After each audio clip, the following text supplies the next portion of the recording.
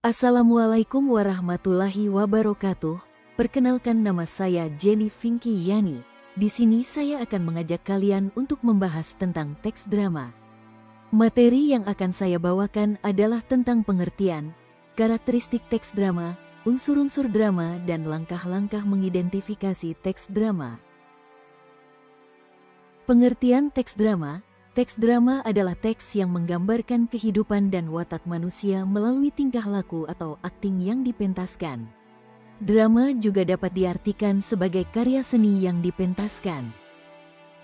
Karakteristik teks drama: yang pertama, adanya dialog yang diucapkan oleh pemain. Yang kedua, mengandung cerita atau narasi yang disampaikan melalui dialog. Yang terakhir, adanya petunjuk tertentu yang harus dilakukan oleh pemain.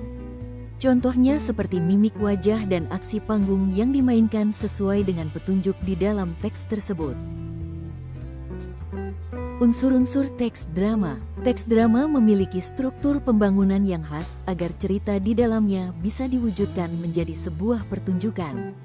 Secara umum, unsur-unsur teks drama dibagi menjadi dua kategori utama, yaitu unsur intrinsik dari dalam dan unsur ekstrinsik dari luar.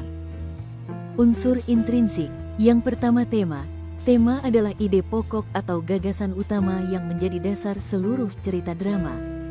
Yang kedua, alur atau plot, yaitu jalinan peristiwa dalam drama, mulai dari pengenalan, eksposisi, munculnya konflik, puncak konflik, klimaks, hingga penyelesaian, resolusi.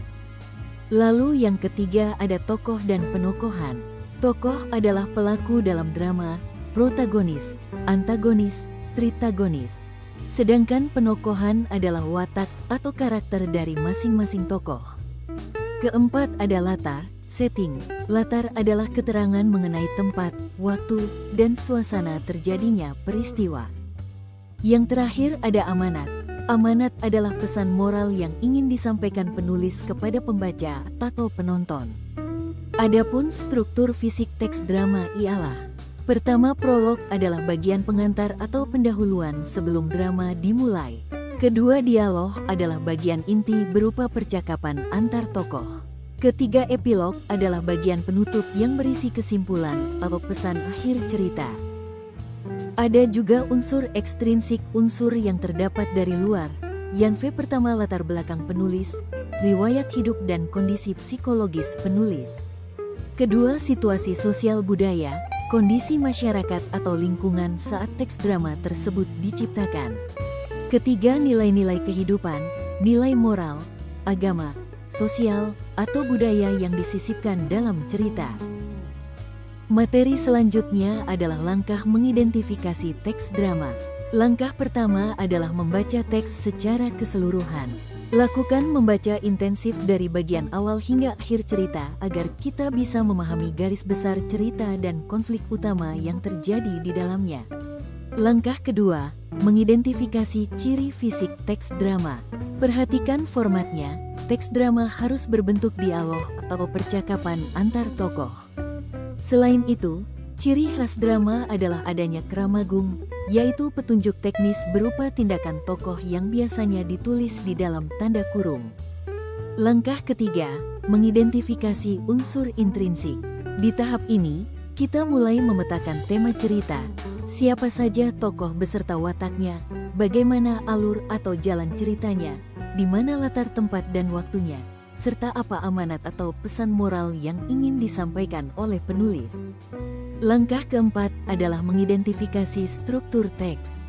Teks drama umumnya dibagi menjadi tiga struktur utama, yaitu prolog sebagai pengantar, dialog sebagai inti percakapan, dan epilog yang berfungsi sebagai penutup atau kesimpulan cerita.